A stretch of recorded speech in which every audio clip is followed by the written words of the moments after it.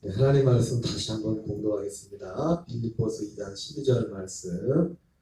그러므로 나의 사랑하는 자들아, 너희가 나 있을 때뿐 아니라 더욱 지금 나 없을 때에도 항상 걱정하여 두렵고 떨림으로 너희의 구원을 이루라. 아멘.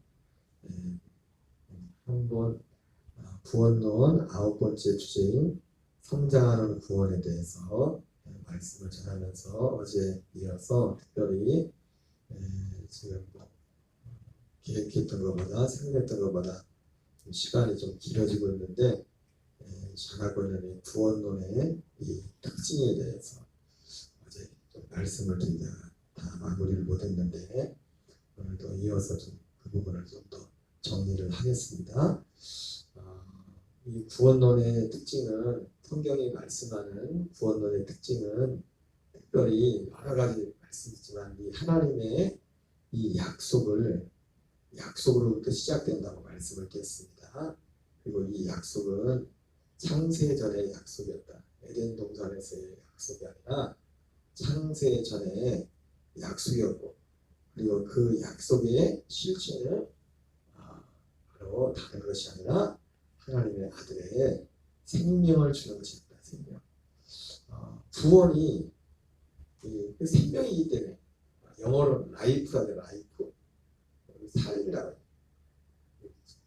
큐티집도 생명의 삶, 이런 큐티집도 있지만은 라이프라는 라이프, 생명, 성경의 영어에 라이프라고 있는데 생명이기도 하고, 우리가 매일매일 이 구원의 말씀을 듣는다는 것이 이 구원이 무엇인가에 대해서 구원의 실체를 모르는 분들은 맨날 구원 얘기만 하면 그렇게 할지 모르지만 왜 말 그대로 하나님이 약속하신 이 구원은 생명, 삶이란 말이에요. 삶, 생명이고 사는 겁니다. 사는 거. 맨날 사는 건데 그러니까 구원이 전부예요. 구원이 하나님의 아들로 태어나서 하나님의 아들로 사는 거예요. 아들로.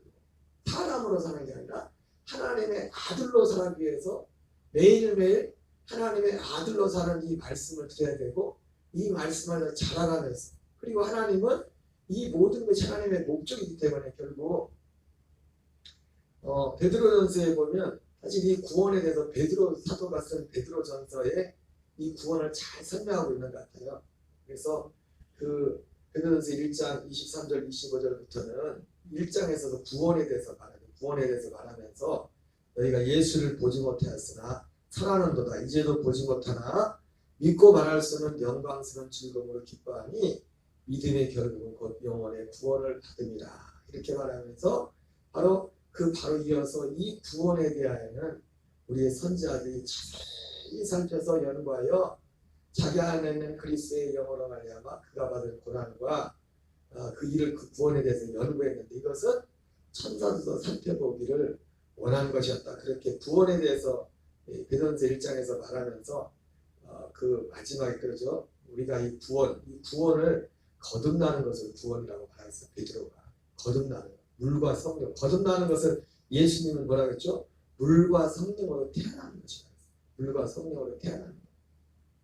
그러면서 이 물과 성령으로 태어나는 것이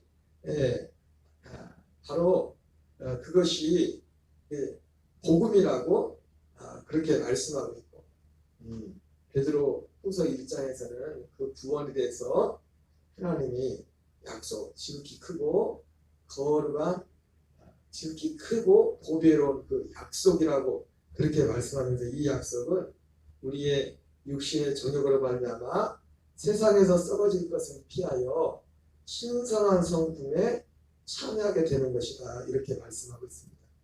구원에 대해서 베드로전서 1장 23절에서 거듭나는 것, 태어나는 것을 말해요. 태어나는 것. 그리고 베드로전서 2장으로 넘어가면서는 이 태어난 우리가 그런 표현을 합니다. 갓난 아이들과 같이 신령한 젖을 사모하라. 이는 우리가 구원에 이르도록 자라게 하려 합니다. 그러니까 베드로전서 1장 23절부터 25절로 하고 베드로전서 2장 1절부터 2절까지 사도 베드로가 의도했는지는 모르겠지만은 그 성경이 말하는 구원의 모습이 무엇인가를 구원의 모습의 세 가지 모습을 정확하게 베드로전서 1장 23절부터 25절, 베드로전서 2장 1절부터 2절에 정확하게 표현하고 있어요. 1장에서는요 태어나는 걸 봐요. 태어나는 거. 여러분 구원의 시작은 물과 성령으로 태어나는 겁니다. 그러니까 물과 성령으로 태어나는데 그 물과 성령으로 태어나게 하는 게 뭡니까? 하나님의 말씀, 곧 베드로가 뭐라 그럴까? 너에게 전한 이 복음이 그 말씀이다. 그러면서 베드로 5장에서는 그 복음이 하나님의 약속이라고 말하고 있죠. 베드로서 1장과 2장에서.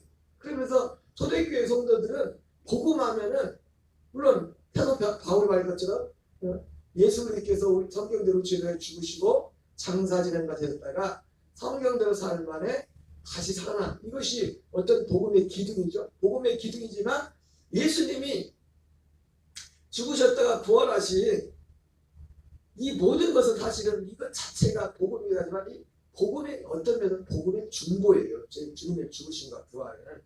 복음은 뭐냐면 예수님의 죽으심과 부활, 심지어 부활 가지고도 안 돼요. 부활, 예수님이 부활에서도 그 히브리서에 나오는 영원한 죄사함을 받는 사람이 아무도 없어요. 부활 가지고는 안 돼요.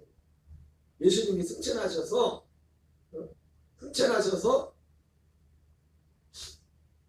영원한 속죄를 이루고 서로를 짓지 않은 성서를 만들고, 예수님이 육체로 계실 때 골고다에서 흘리신 그 피를 가지고, 염소와 송아지 피가 아니라 자기의 피를 가지고 그 성소에 들어가서 비로소 그때 영원한 성량이 이루어지는 것이죠. 그래서 사도 베드로는 이 구원의 모양이에요. 베드로전서 1장에서 1장 13절부터 25절부터는 태어나는 거예요. 예수님이 그것을 요한복음 3장에서는 거듭나야 된다고 그렇게 표현해요. 거듭나야 이제 하나님 나라를 볼 수 없다고 말하니까 니고데모가 아니 어떻게 사람이 본 어게인이죠. 우리가 쉽게 말해 본 어게인, 새로 태어난다.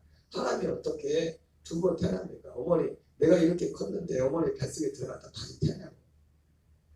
그랬더니 예수님이 그게 아니라 물과 성령으로 나지 않아요. 물과 성령으로 태어나는. 그러니까 여러분 제가 이게 다 연결되는 거지만 이 구원, 이 복음이 성경이 말하는 구원은 성령이 오셔야 돼요. 성령님 우리 안에 오셔야 돼요. 물과 성령으로, 그것도 구원의 완성이 아니죠. 베드로가 말한 베드로전서 1장 23절 25절에서 말한 이제 태어나는 거예요. 태어나는데 물과 성령 아는 거랍니다. 물과 성령을 아는 것이 무엇인가에 대해서 여러 번 말씀드렸는데 다시 한번 또 기회가 되면 또 말씀을 드리겠지만, 그리고 베드로전서 2장에 가서는 잘하게 하려 합니다.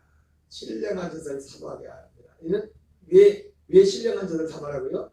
구원에 이르도록 잘하게 하려 합니다. 거기에 구원이라는 단어가 나오고 잘하게 하려 함이라는 게 나옵니다. 그러니까 이 단어는 구원이라고 되어 있고 잘하게 하려 함이라고 되어 있지만 둘 다 구원에 가는 겁니다. 그 베드로전서 2장에 나오는 구원에 이르도록 하는 건 뭐예요? 예수 그리스도와 같은 부활의 몸을 입을 때까지 부활의 몸을 입는 그 구원을 말하는 겁니다. 그 구원은 자라는 건 뭡니까? 자라나는 구원이에요. 우리 생명이 자라나는 구원. 이것을 성경의 구원이라고 합니다. 하나님은 이 모든 것을 위해서, 이 모든 것을 이루기 위해서, 이게 언제부터 되겠습니까? 창세전부터 시작되고 모든 만물을, 보이는 것과 보이지 않는 모든 것들을 이것 하나를 위해서 주님이 만드셨다.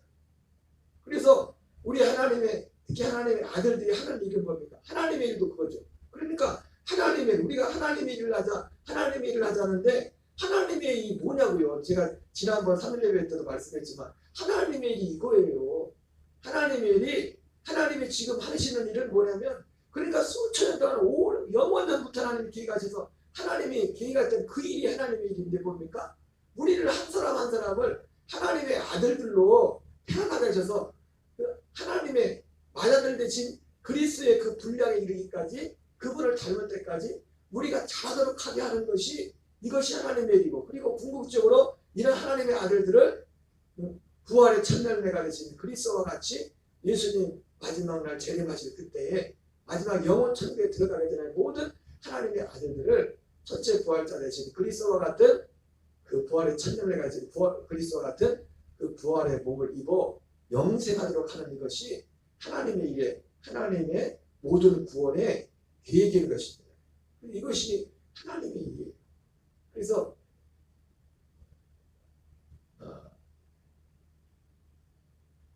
그렇기 때문에 이 구원의 핵심은 생명이고, 그리고 구원이라는 것이 그러니까 아들로서 생명을 태어나서 그 생명으로 사는 겁니다.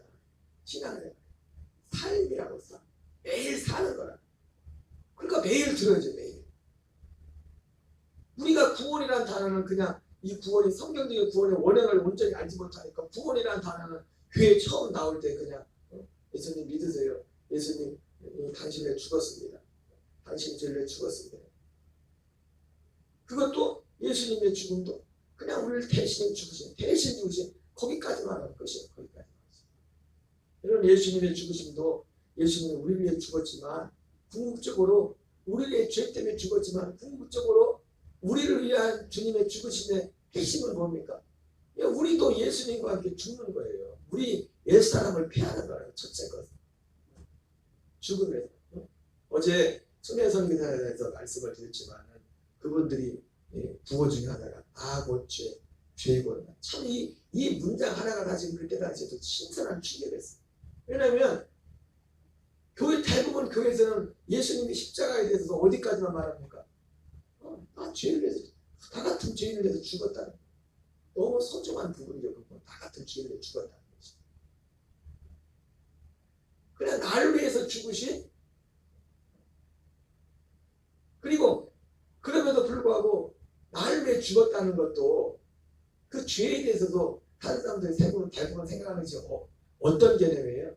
윤리 그냥 단순히 도덕적.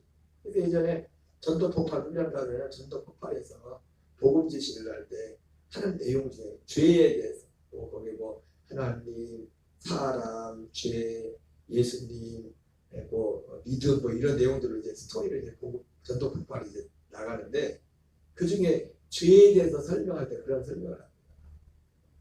사람이 아무리 천사 같은 사람이 죄를 짓냐 안 짓냐 얘기하면서 사람이 행동으로도 마치지만 마음으로 생각하는 것도 그 죄다 그러면서 마음으로 하루에 몇 번을 죄를 짓냐 그러면서 아무리 천사 같은 사람이라도 하루에 한두 번 죄를 졌어도 1년이면 몇 번이고 10년이면 몇 번인데 그 도덕적인 죄를 얘기하면서 그 죄를 막 증명을 하냐고. 죄를 증명. 일반적인 이 복음을 모르는 분도 끄떡끄떡할 수 없죠. 세상에 주머니 털어서 먼지 안 나는 사람이 어딨냐 그런 것처럼 그냥 두리뭉실하게 그런 개념에 대해서 얘기하는데 실전적으로 정말 하나님 앞에 하나님을 믿는다가는 사람들조차도 다고죄 죄곤 이 자신의 어떤 이 존재적인 어떤 죄에 대한 그래서 이제 그 문장 하나 자체가 사실은 굉장히 그 자체만 해도 파격적인 것이죠. 파격적. 하지만 예수님의 십자가를 쳐도 그래서 하나님이 이 성경이 말씀하는 이 구원은 바로 생명, 삶 자체. 우리가 하나님의 그래서 제가 자주 말씀드렸지만 우리가 하나님의 일에 있어서 최고는 뭐냐면 제일은 뭐냐면 그래서 예배가 하나님이에요. 예, 하나님이 하는 일이 우리가 생명을 얻고 생명을 얻되 풍성하게 하는 이 생명에서 자라게 하는 것입니다. 우리가 겉으로 나타났던 액션 행동들은 뭐냐면 이것을 근간으로 해서 우리가 행동을 하는 겁니다. 움직이는 우리 몸을 주는 겁니다. 우리가 그러므로 우리의 몸을 하나님 앞에 드리는 최고의 행위 그 어떤 것과도 대체할 수 없는 최고의 행위는 뭐냐면 하나님 앞에 예배를 드립니다. 찬양하고 기도하고 특별히 말씀을, 복음의 말씀, 어린아이 같이 신령한 것을 사모하라고 했던 것처럼 그 신령한 것, 이 말씀은 곧 너에게 전한 곧 복음이라고 말씀했던 것처럼 그런 것입니다. 그리고 특징은 아까 이제 말씀을 드렸지만 제가 말씀드렸지만 죄사함조차도 죄사함이 번제단에서 죄사함이 이루어지는 것이 아니라 성소에 들어가서 죄사함이 이루어진다. 그리스도 안에. 그러니까 우리가 성경에서 우리가 사도 바울이 제일 많이 쓰는 단어가 뭡니까? 그리스도 안에서. 그리스도 안에서. 그리스도 안에서잖아요. 그죠? 사도 바울은 이 그리스도 안에서이라는 이 단어를 쓸 때 바울 속에는 이 그리스도 안이라는 이 문장 하나가 고린도서 15장에서도 누구든지 그리스도 안에 있으면 새로운 피조물이 되잖아요. 새로운 피조물. 누구든 이 그리스도 안에 있다는 것이 뭔 의미인가? 그림으로 그려지네요. 그림으로. 그리스도 안에. 누구만 그리스도 안에 들어가? 누가 그리스도 안에 들어가 있어요? 그리스도는 바로 보이지 않는 사도 바울이 말하는 그리스도는 뭡니까? 성령 안에 우리 영이 그 안에 들어가는 거 아니에요. 그리스도 안에. 그 안에서 사는 거예요. 실제. 우리 옛사람은 첫사람은 그리스도와 함께 죽고 예수님과 함께 죽어 심판받고 그리고 심판받은 그 육체가 옛사람이 심판받은 그 영혼들을 주님이 흑암의 권세에서 건져내사 그의 사랑의 아들의 나라. 그러니까 그리스도와는 뭡니까?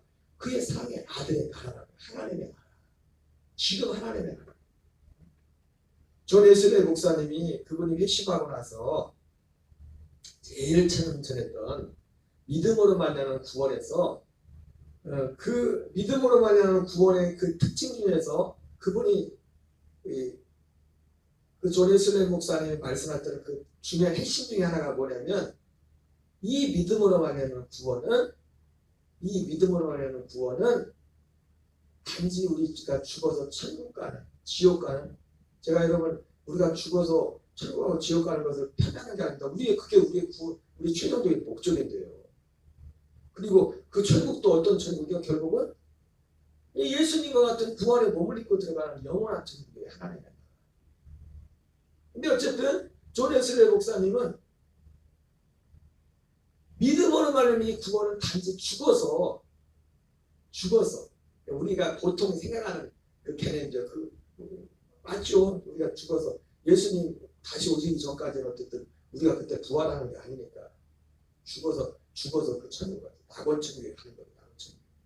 낙원 천국에 가는 건데 이 믿음으로 말하는 구원은 죽어서 단지 천국 가는 지옥 가는 그게 아니라 이 믿음으로 말하는 구원은 현재 지금 구원받는 거죠. 지금.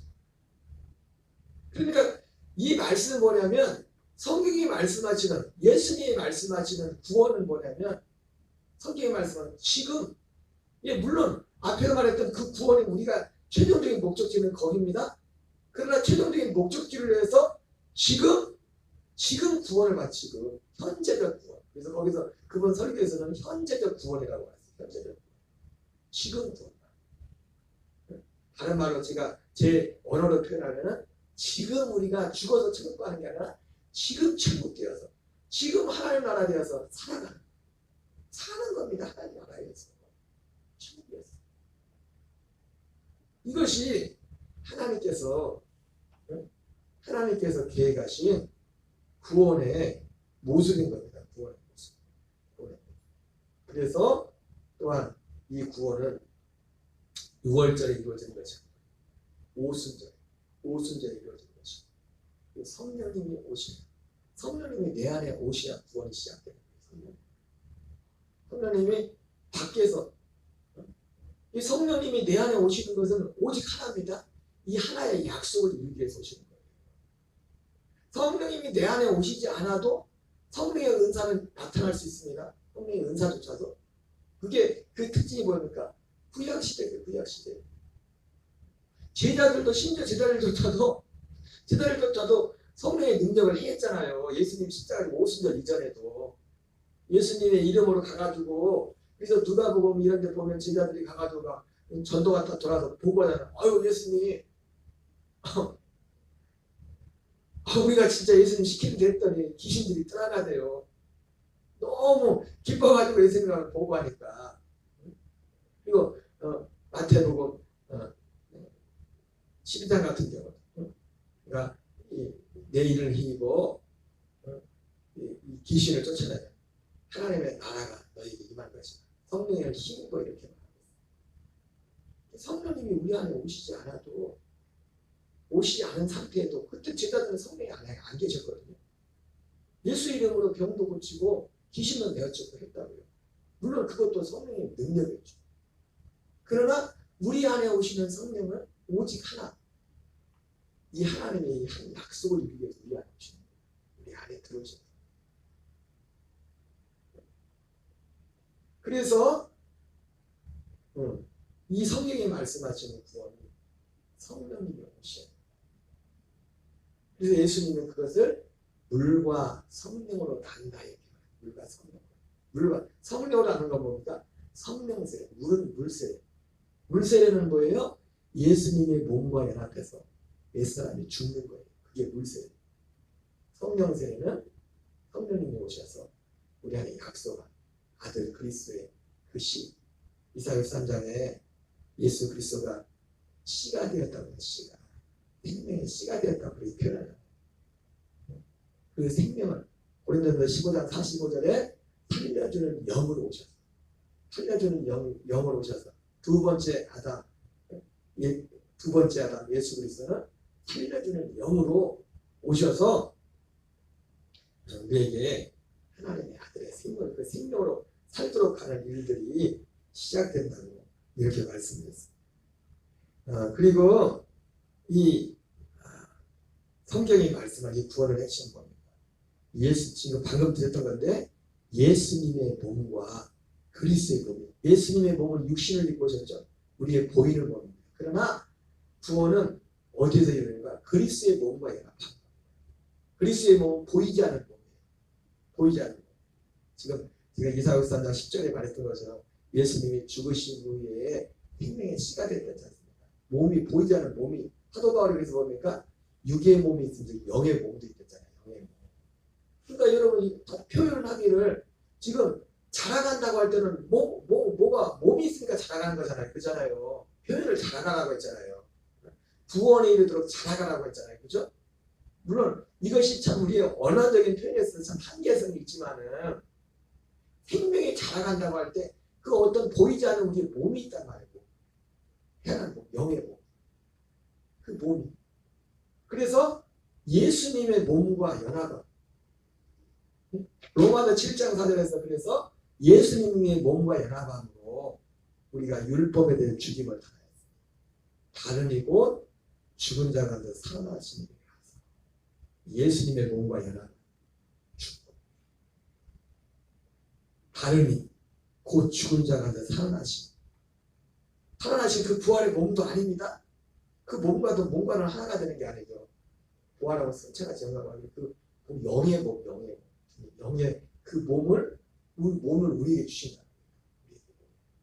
하나님의 아들이 된다는 것은 우리가 예수 그리스도 같은, 나중에 예수 그리스도 같은 실제 그 부활에 고기도 먹고 실제로 음식도 드셨잖아요. 예수님이 부활하셔서 그 몸을 가지고 그런 몸을 잊기 전에 보이지 않는 이 영의 몸을 가요. 심지어 그 예수님 믿기 전에도 어떤 분들이 그 광주에 은퇴하신 원로 목사님 같은 경우도 예전에 예수님 믿기 전에 주먹 쓰고 이렇게 다니시다가 사고 당해서 싸움을 해가지고 야구방망이로 머리를 맞아서 죽었었는데,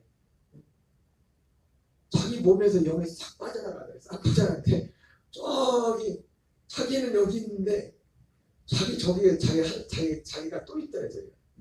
그거 몸뚱아리죠. 자기 몸뚱아리. 그 육의 몸이 있고 거듭나지 않는 그 사람도 혼이, 이 표현하지만 영의 몸이 있다.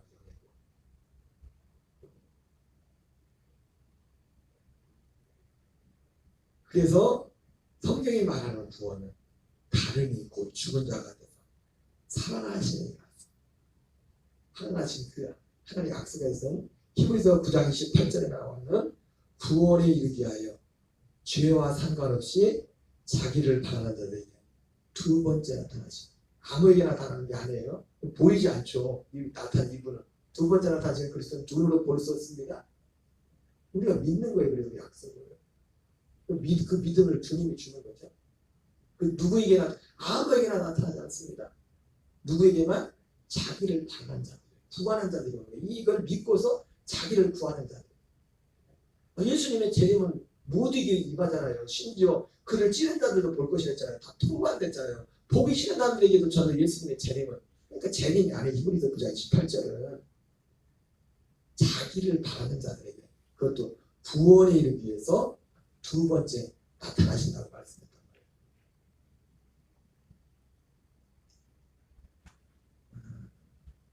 오늘 여기까지만 하겠어요. 그 대략 특징들을 많이 정리했는데, 그리고 이 성경에 말씀하는 구원의 구원의 모습은 우리 단지 십자가 믿어서, 십자가 예수님이 날려 죽으신 이게 복음의 지금까지 핵심이었잖아요. 그러나 성경에 말씀하시는 구원은 갈라디아 4장 28절 말씀처럼 바울이 갈라디아 교인들을 향해서 형제들아 너희는 이삭과 같이 약속의 자녀라 그렇지 않습니까? 예. 그 갈라디아 4장 28절 약속의 자녀가 보면 하나님의 아들이 된 거예요. 그러다 갈라디아 교인들이 거듭났다고요. 또 어떻게 거듭났어요? 이삭과 같이. 이삭의 육신이 출생했던 그런 것처럼 우리가 하나님의 아들로 거듭날 때도 그러나 이삭의 출생은 실제로 하나님이 아브라함에 약속한 것은 이삭이 아니라 그리스도를 약속한 겁니다. 이삭의 출생의 과정을 통해서 우리가 하나님이 어떻게 하나님의 아들로 태어나는가 그것을 보여준 거예요. 그래 맨 처음 뭐가 있었어요? 하나님이 약속이 있었단 말이에요. 약속. 그 약속이 뭡니까? 하나님의 아들의 생명을 주는 겁니다. 그게 창세 전부터 주님이 약속했던 거예요. 그리고 그 약속을 믿어냅니다. 믿고 받아. 믿으면 그것을 믿음을 하나님이 의롭다. 그러나 믿음으로 의롭게 됐지 아직 아브라함이 로마 4장 3절에서 하나님이 아브라함 하나님을 믿음에 그것을 의로 여겼댔잖아요. 그러나 아직 아들은 태어나지 않았어요. 아들이 태어나야 이삭이 출생해야 되잖아요. 그러니까 우리도 그걸 믿었다고 해서 그걸 받아들였다고 바로 그것 때문에 그것이 바로 태어날 수도 있겠지만 바로 태어나는 게 아니라 순서가 뭡니까? 그 다음에 할례를 행하잖아요. 할례를 행하. 그걸 믿고 그걸 믿는 자들에게 결국 이 약속이 이루어지는 건 뭐예요? 히브리서 10장 9절 10절 표현하면 첫째 것을 폐하고 둘째 것을 세우는 거예요. 그게 첫째 것을 폐하는 것이 할례라는 거예요. 약속의 표지. 창세기 17장 11절에 창세기 18장 10절에 나온 것처럼 내 포피를 열어는 약속의 표지입니다. 약속의 표지입니다. 그 약속을 이루기 전에 먼저 할례를 행한다. 다른 얘기에 가기 전에 먼저 누구와? 예수 그리스도 육체로 오신 예수 그리스도의 죽으심과 연합하여 죽는 일이 되나요? 옛사람이 실제로 예수님과 함께 죽는. 그리고 약속의 말씀 이것이 로마서 9장 9절 명령이 때 내가 내게 다시 내 안에 사라에게 아들이 있을 것이다. 그런 것처럼 할례 위에 우리 영들은 할례는 우리 옛사람이 죽는 거죠. 옛사람이 그리스도와 함께 십자가에 함께 죽는 거죠. 근데 우리가 예수님과 함께 죽는 것도 주님이 어떤 사람을 십자가의 죽음에 이끕니까? 죽음에 연합해요. 이거를 믿는 자들을 거기로 이끄는 거예요. 이걸 바라는 자들. 이 약속을 바라는 자들. 정확히 표현하는 거예요. 성경에 나온 그 표현만을 말하는 거예요. 정확한 표현. 그 다음에 그 영들을 다른 얘기로 주님이 이끌어서 그 다음에 권세에서 그의 사랑의 아들을 옮기셨어요. 거기서 영원한 성량을 이루시고 그리고 거기에서 생명을 줘서 그 나라에서 하나님 나라에서 살도록 시작하는 그 일이 시작되는 겁니다. 그러니까 구원의 시작은 우리가 하나님 나라에 들어가서 지금 이 세상에 살고 있지만 흑암의 권세에서 하나님의 나라로 옮겨진 거예요. 거기서 살기 시작된 거예요. 그게 구원이 시작된 거예요. 그래서 계속 거기서 살아가기 위해서 어린아이가 신령한 짓을 삼하고 기도하면서 계속 그 안에서 이 두 가지를 통해서 그 나라에서 우리가 계속 살아가면서 우리의 거듭난 아들의 생명이 그 영의 몸이 자라가는 거예요. 영의 몸이 자라면 어떤 일이 하니까 우리의 말하는 거, 생각하는 거, 깨달는 것이 우리가 처음 거듭나서도 여전히 옛날 것들, 습성과 그런 것들이 다 한꺼번에 다 벗어버리는 건 아니에요. 그것이 그런 것들이 이것들이 하나님 나라고 이것들이 더 분명해지면서 예수님이 말씀하신 하늘에 계신 너희 아버지 온전하신 같이 너희도 온전하는 것처럼 그분을 더 닮아가고 더 자라가는 거예요. 그럼 이것이 우리의 삶에 실제 삶으로 나타나겠죠. 우리의 몸으로 나타나겠죠. 몸으로 드려지겠죠. 이것이 궁극적으로 하나님이 계획하신 구원의 모습이라고 해요. 구원의 모습. 여기까지 하겠습니다. 우리 주기도문으로 마치겠습니다.